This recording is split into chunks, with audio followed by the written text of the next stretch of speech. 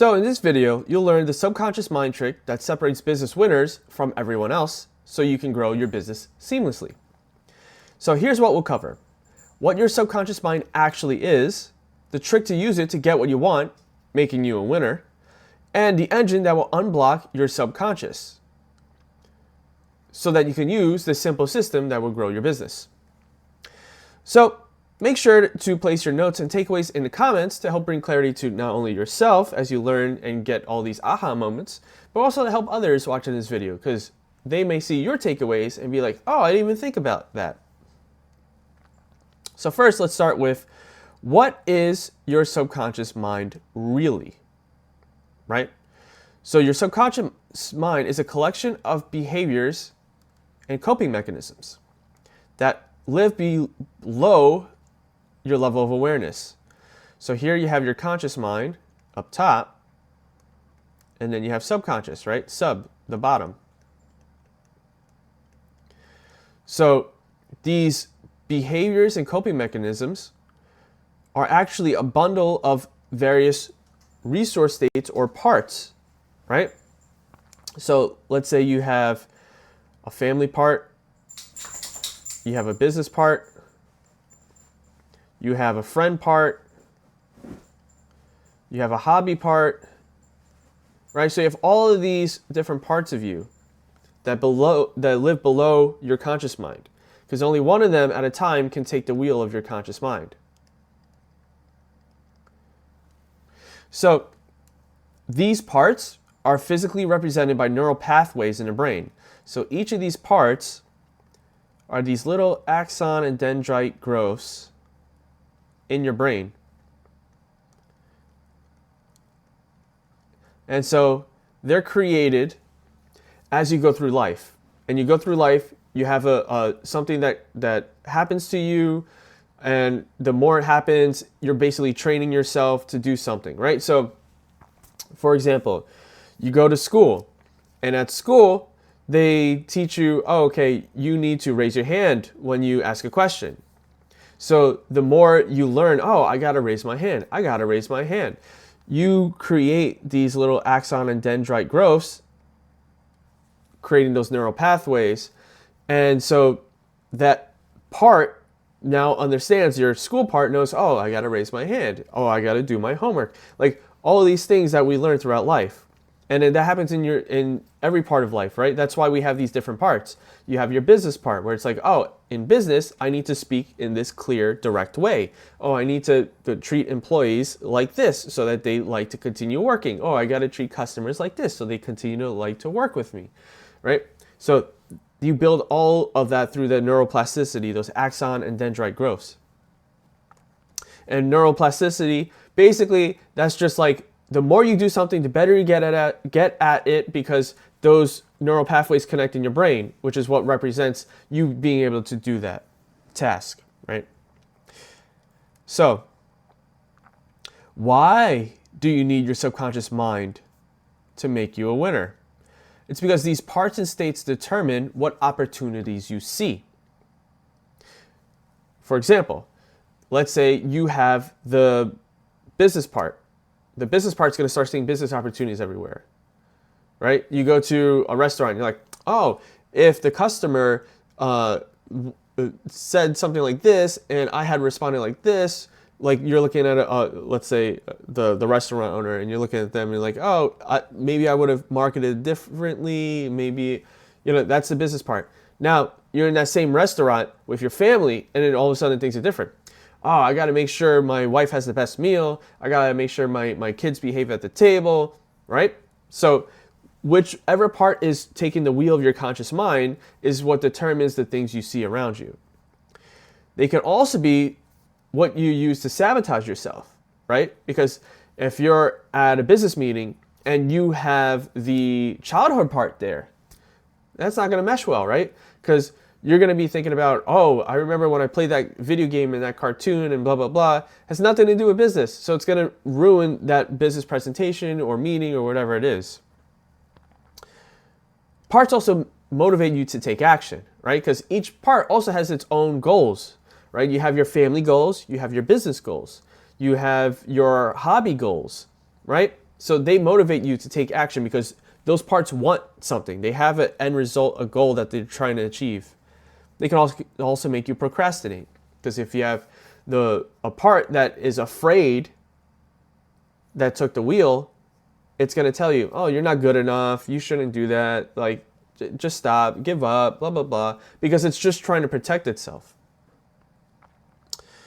So the trick to use your subconscious mind and parts and states is to use the core story engine and to help determine, that's going to help you determine how to trick them. So the core story engine is what I call for anything that is an internal story conflict which gets mirrored in the external world, which includes your business systems. So the core story engine is this. Internal story conflicts are mirrored in your external systems, businesses, reality, your world. So we can use this to lead the right parts to the right tasks and find the subconscious blocks you have. So let's go to the story conflict matrix. So you have 4 quadrants. You have self versus self. So this is one part versus another part. They may have 2 separate goals that conflict. Then you have self versus task. So you have the wrong part trying to do a task, and it's supposed to be like a computer, right? So this could be family man in front of a business task, right? So that's self versus task. Then you have self versus business. So your collection of parts, supposed to be parts like little people, but it just looks like a mess, but that represent your identity versus your business. And it's supposed to be gears, but yeah, it looks like flowers. So your identity no longer matches what you've built for your business. And so that misalignment is going to make you dread your business, not want to work in your business, which is going to make the business collapse, right? Then you have business versus task. So this is the only one that's external. So this is if you don't have the right people in place or the right tech in place, like I'll say AI, right? Or whatever it is to help you deliver on those business tasks. So now, what we would have to do once we diagnose is we tackle the story quadrant. So if it's self versus self, you have to find out what each part wants and negotiate between them so that they're both in the same like win-win situation. Then you have self versus task. So there's 2 pieces to this.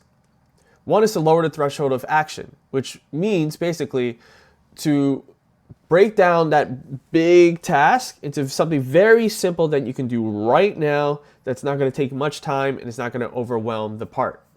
So instead of, for example, building out a client presentation, you say, oh, all I'm going to do is open up Google Slides and I'm going to come up with a good title for the presentation. Or I'm just going to put the client's name on it. Something very small. So then when you get in front of there and you start writing the client's name, the title, all of a sudden you start getting this momentum where it's just like if you push a little snowball down a hill and it grows and it becomes a big snowball. It's the same thing with tasks. You start with something very small, you do it, and as you get in it, you start getting into a flow, right? But you have to make sure that the right resource part is in place for that task. So you have to have that creative business part that likes to make these presentations. Because if you have a business part that's maybe a different business part that likes to speak to people, it's going to be different than the one that has to be on a computer doing the work, right? So you make sure you have the right part in place for that task. So then you have self versus business. So that's where you find out what each of these main parts of you collectively want, and you make sure that you find a way to negotiate and align them with your business. So your internal team's goals have to meet your business goals and vice versa. They have to be in alignment. Then you have the external side, right? Business versus tasks. So here we use a simple method that I call the S3 method, which is simplify using the idea method, which I'll also get into. Standardize with SOPs, which are standard operating procedures, which is basically step-by-step guides on how to do a task for your business. And then you can systemize with AI or people, right? So let's talk about growing seamlessly with the S3 method.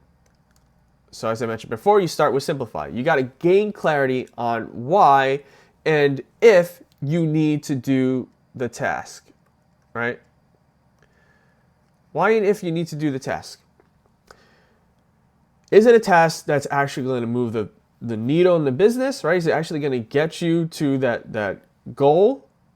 Or is it just something that's nice to have that you just think is like cool and whatever, right? You got to get clarity. Why? Like, why are you doing this task? Oh, because of this. Why? Because of this. Why? Until you get to the root cause, the root reason for that task, and see if it makes sense. Is it actually going to help the business grow? Is it going to help bring the business back into alignment with your goals, right? Then once we do that, we can get to the idea method. So we put that task through idea, which here is innovate, delegate, eliminate, automate. So that task, is there a better way to do it? Is there a way we can make it easier, more efficient? Then, is it something that we can delegate? Something we can delegate to a VA, an employee, AI? Then, is it something we even actually need, right? Let's take a second look at it. Can we just eliminate that task altogether? Is it actually going to move the needle? Is it actually going to help you get whatever your business goals are? Or is it something a nice to have? Can we eliminate it? Then once we go through all that, can we even automate this task? Is there a way we don't even need to delegate it to somebody or something? We could just have it automated. So that's the idea method. So once you go through that method, then we can get our thoughts and tasks down into those SOPs, the step-by-step process of how to do the task, right? Because once you do that, then you can delegate it to people like employees, VAs, or to AI, just so that you no longer have to worry about that task. You get it off of your mental plate. You close that open loop in your mind. So, if you would like more help with this, click the link in the pinned comment or the description to help you reclaim 5+ hours a week in your business, overcome internal resistance, take guilt-free vacations while scaling, all without your business falling apart.